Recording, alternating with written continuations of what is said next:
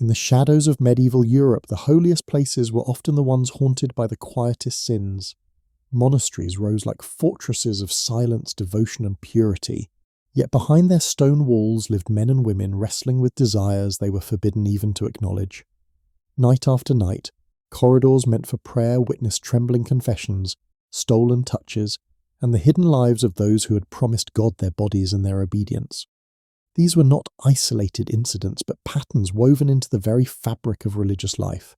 Each whispered secret reminded those within that vows could silence the mouth, but never the human heart. Long before scandals erupted into public shame, they existed in these dimly lit spaces, where desire and devotion collided in ways the outside world could not imagine. And it was here, in these quiet contradictions, that the first cracks in the Church's vision of purity began to form. The medieval Church preached that the body was an enemy, a vessel of temptation waiting to betray the soul. Priests were taught to fear desire, to see it as a gateway to ruin. And yet the very men who delivered sermons on purity were often the ones who struggled most intensely. Parish records reveal priests who fathered children in secret, leaving entire villages whispering. Bishops maintained women politely labelled as housekeepers, though their role was far from domestic. In some regions, it was quietly accepted that a priest might keep a companion, provided the relationship created no scandal. But beneath this uneasy tolerance lay a deeper truth. The more rigid the rules became, the more inventive the solutions. Desire did not disappear, it simply learned to hide. None of this appeared in official chronicles. The Church controlled its own narrative with meticulous care, choosing which stories deserved memory and which demanded burial. But truth survives in the margins, in confession logs, inquisitorial notes, and private letters never meant to be preserved. These fragments reveal a world built on contradictions. Monastic rules spoke of chastity, yet convents sometimes hid pregnancies behind their cloistered walls. Priests warned against lust, yet some were caught visiting brothels that operated steps from their churches. The more the institution demanded holiness, the more it learned to mask its failings. And as the need for secrecy grew, so did the quiet despair of those forced to live double lives. For many, the struggle between spiritual duty and human longing became an invisible burden carried in silence. Silence became a form of survival. If a monk slipped, his brothers protected him. If a nun strayed, her sisters concealed the evidence. Entire communities learned to live within a delicate balance, uphold the image of sanctity while silently managing the very human impulses that threatened it. The Church depended on this illusion, for its power rested not only on doctrine, but on the belief that its leaders were morally superior. Without that belief, faith in the institution itself began to fracture. But beneath every vow lay a conflict. Beneath every whispered prayer lay a longing. Beneath every locked door lay the truth that holiness, when enforced through fear, often produces shadows rather than purity, and those shadows grew, generation after generation, shaping a hidden world the public never saw.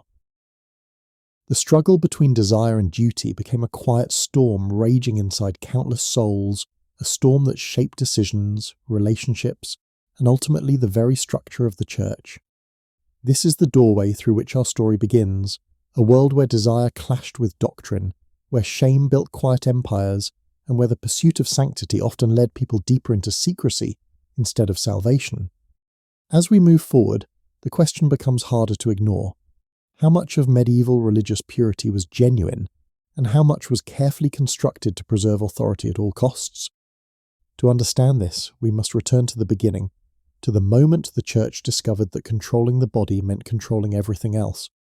It was in this early foundation that secrecy first took root, shaping generations of struggle. By examining these origins, we uncover not only what the Church demanded, but what it feared, and those fears shaped the years that followed for so long. The roots of medieval celibacy were not born from spiritual purity, but from fear. Fear that priests with wives and children would pass church lands to their heirs, weakening the institution's wealth and control.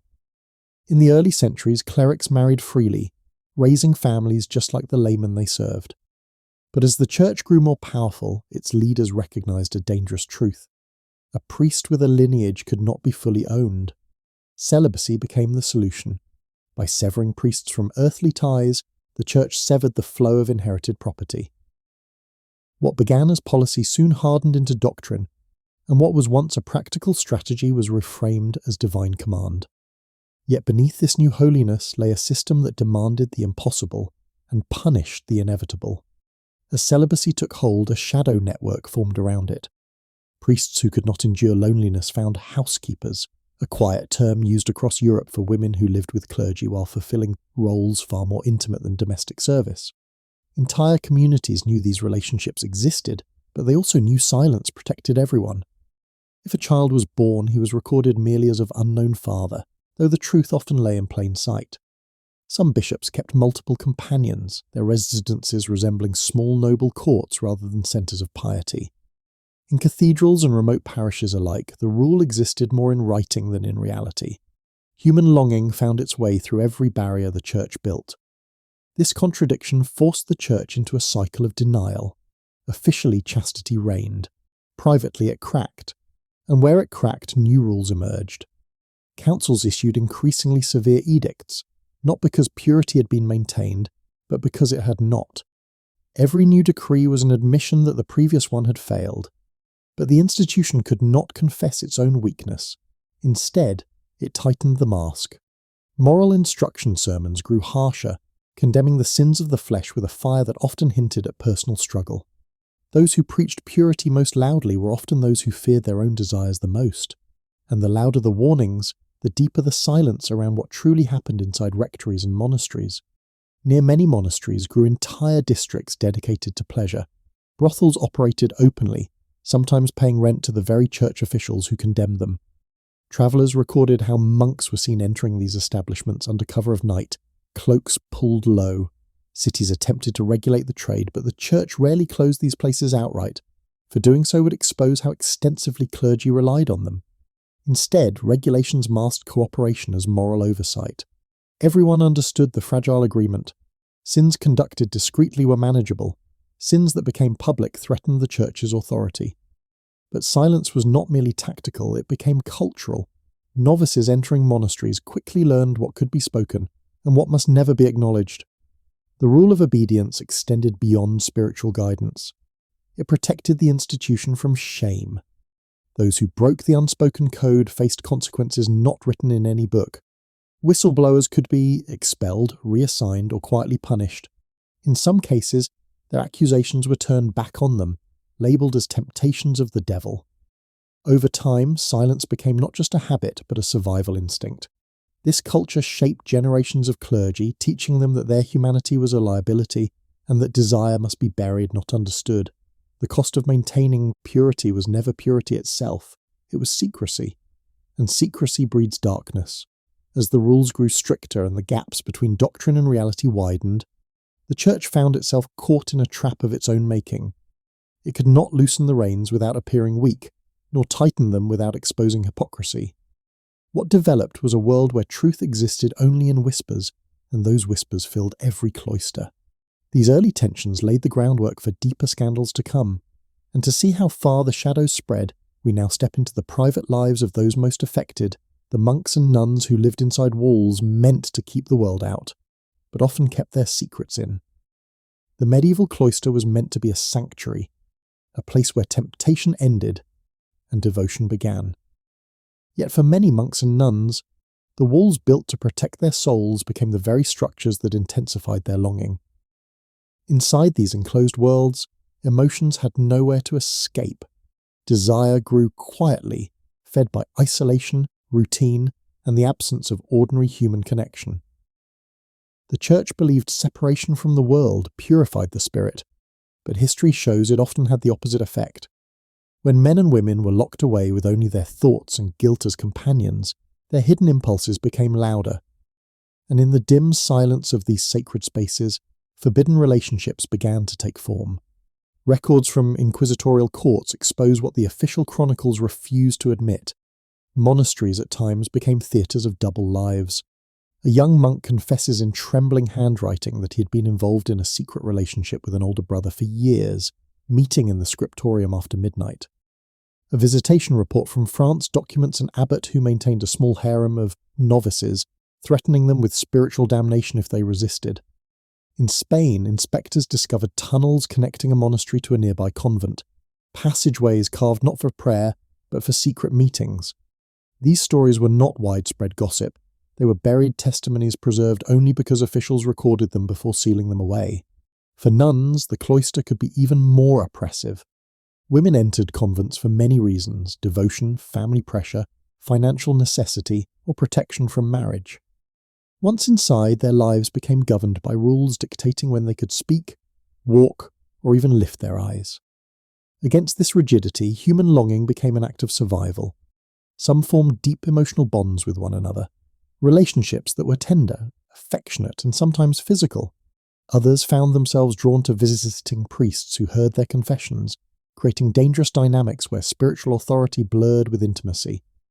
When pregnancies occurred, convents reacted with desperation. Chronicles speak of infants quietly buried in gardens, of nuns sent away under the pretext of illness, and of entire communities punished for collective misconduct, a term hiding tragedies that could not be spoken aloud.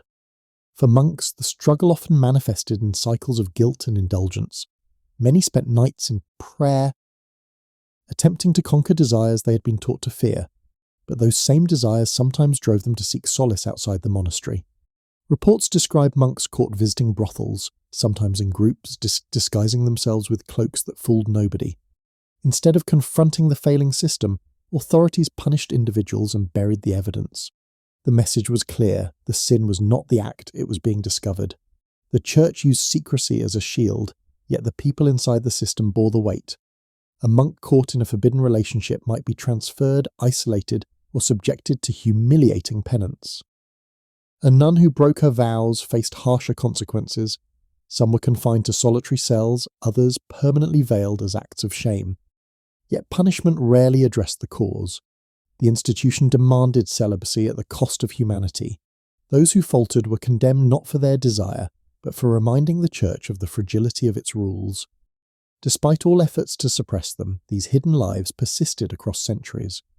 They reveal a truth the church could not admit. The cloister did not erase temptation, it magnified it.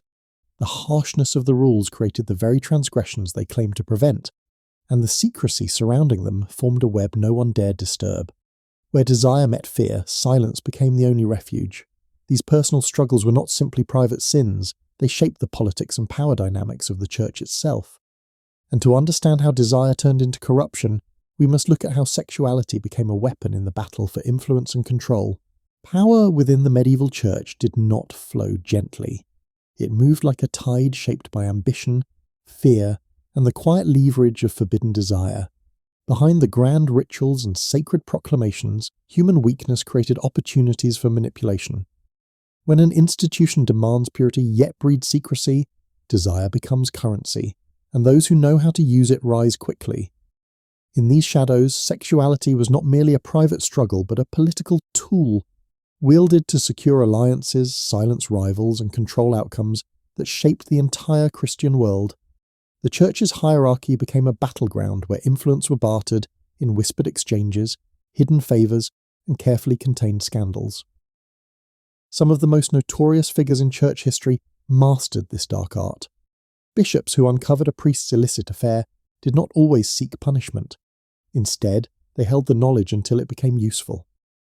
A single secret could force a man into obedience for life. Letters surviving in episcopal archives reveal veiled threats, references to the woman in your household, or the matter we discussed, phrases meaning the bishop expected loyalty in exchange for silence. In a world where accusation alone could destroy a reputation, vulnerability was a weapon more powerful than any decree.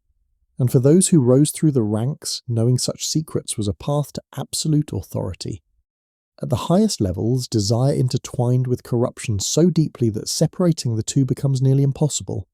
Popes who preached abstinence sanctioned brothels to fund cathedral construction. Cardinals charged fees, quietly called tributes, to overlook rumours of priests living with partners. Some churchmen became notorious patrons of wealthy courtesans, shielding themselves with political alliances that made their private lives untouchable. The church wagged its finger at the laity, while its leaders justified their indulgences as human weakness, a phrase used so often it became almost a doctrine of its own. Double standards hardened into structure, and structure turned into culture. Then came the extraordinary cases, figures whose abuses were so notorious they survived attempts to erase them. Pope Benedict IX, elected as a teenager, was accused of hosting orgies inside the Lateran Palace and selling church offices for sexual favours. Chronicles describe him as a man who treated the papacy like personal property, using his position to pursue desires openly that others pursued in secret. Yet even he remained in power for years, protected by factions who benefited from his excess. His story demonstrates a truth rarely spoken. The Church tolerated corruption when it served political stability, even if it contradicted every value it claimed to uphold. Sexual scandals did not merely tarnish reputations, they shifted the balance of power.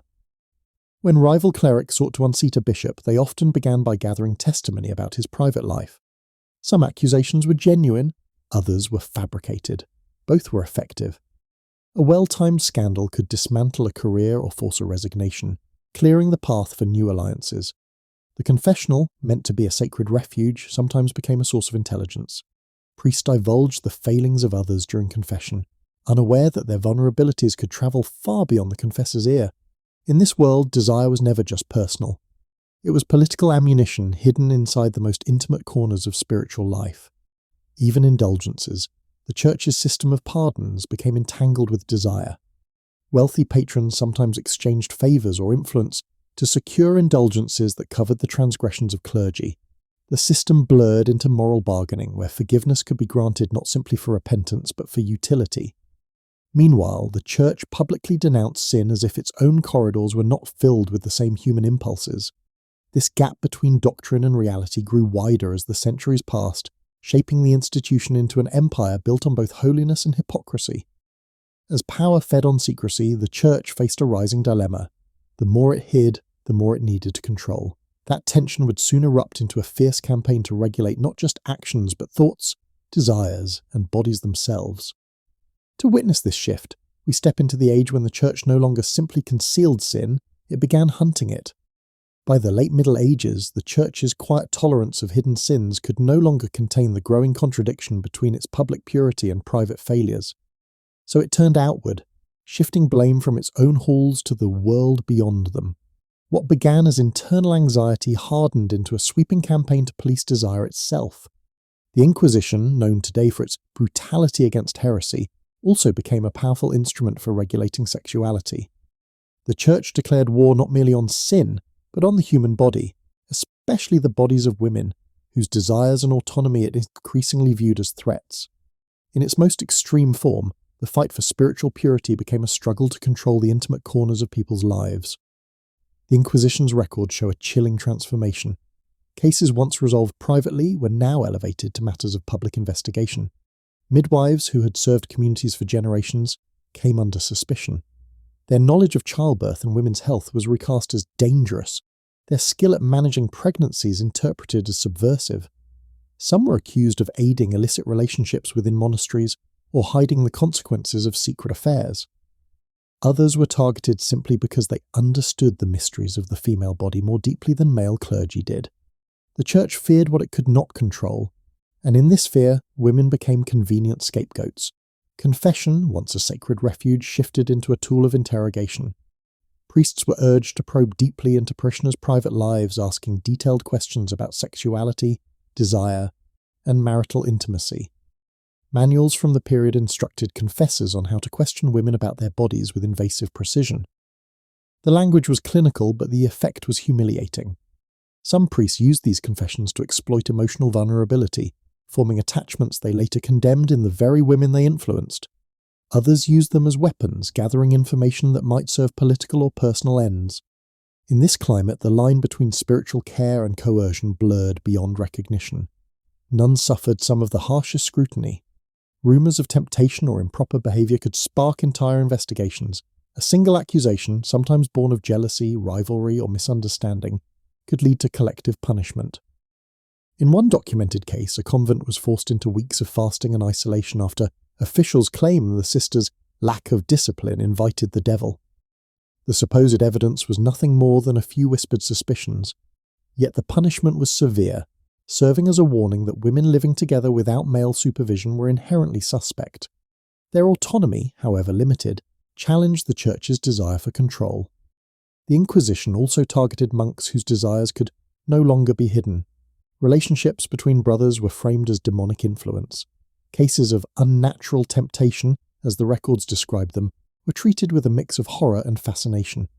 Those accused might face public humiliation, enforced silence, or exile to remote monasteries. But rarely did authorities address the system that created such desperation.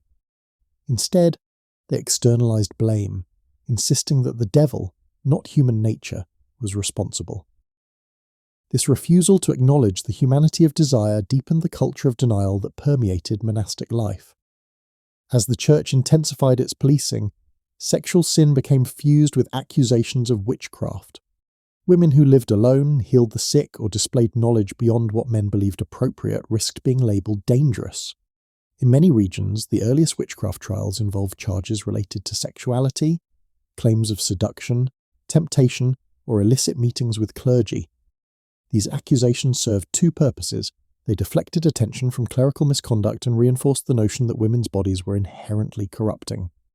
By portraying desire as a demonic force, the Church justified its increasingly intrusive oversight. This war on the body was not merely spiritual, it was political. By framing sexuality as a threat to the soul, the Church extended its authority into every household, bedroom, and conscience. The greater the control, the stronger the institution appeared. But beneath this expanding power lay a deep irony. The sins it hunted in others were the same ones festering in its own ranks. The Inquisition did not eliminate desire. It made it more dangerous. People learned to hide their humanity, and the price of exposure grew ever more severe. As the search for purity grew more violent, a new question emerged. What happens when a system built on secrecy can no longer control the truth? To answer that, we must look not backward, but forward at the echoes these medieval struggles still cast across the modern world. When we look at the scandals that haunt the modern Church, it is tempting to believe they erupted suddenly, isolated tragedies born of individual weakness. But history reveals a darker truth. These crises are not new. They are the long echo of patterns forged centuries ago, when secrecy became survival, when desire was criminalized instead of understood, and when the institution learned to protect itself at any cost. The medieval world built the template: deny human nature, enforce silence, punish exposure, and preserve authority above all. Those ancient decisions still shape the moral fractures we witness today. What seems modern is simply the past resurfacing, demanding acknowledgement after generations of being buried. Modern investigations mirror the old inquisitorial records, pages filled with testimonies of victims who were silenced, leaders who looked away, and systems that moved offenders instead of confronting wrongdoing. The language has changed, but the mechanism has not. Just as medieval bishops protected priests to maintain stability, modern hierarchies often prioritized institutional reputation over justice. Transfers replaced accountability, apologies substituted for reform, and secrecy continued its reign. The result is the same tragedy repeated across time. Communities left wounded, faith shaken, and truth emerging only when concealment was no longer possible. In this way, the medieval Church did not simply shape history, it shaped the present. Yet the past is not only a warning, it is a mirror. The doctrine that once declared the body an enemy still influences how the Church teaches sexuality today.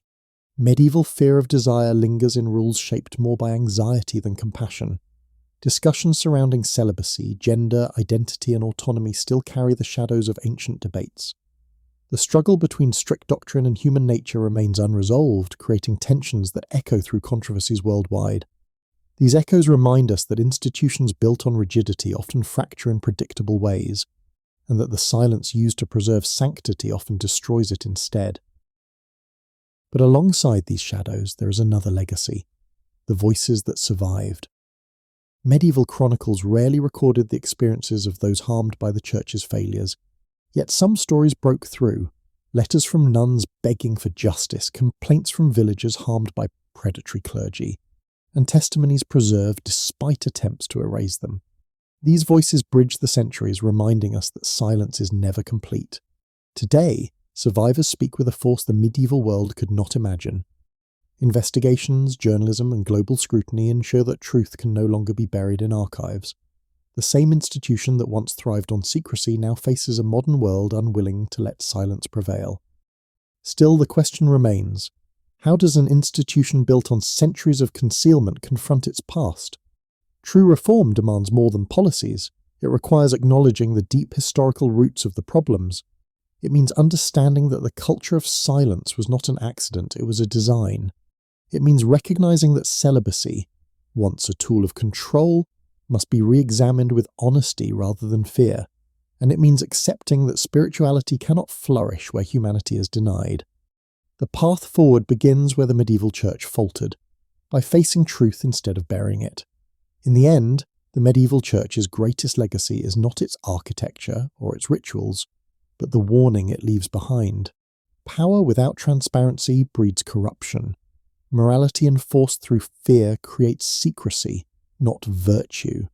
And any institution that demands silence will eventually be undone by the voices it tried to suppress. The scandals of the present are not anomalies, they are reminders. Reminders that the human spirit cannot be controlled by decree, and that darkness grows wherever truth is forbidden to enter. As we close this chapter, we are left with a haunting understanding. History does not simply pass, it waits. And the secrets of the medieval church, once whispered in cloisters, now echo across the modern world, urging us to listen, to learn, and to choose a different path than the one carved in shadow.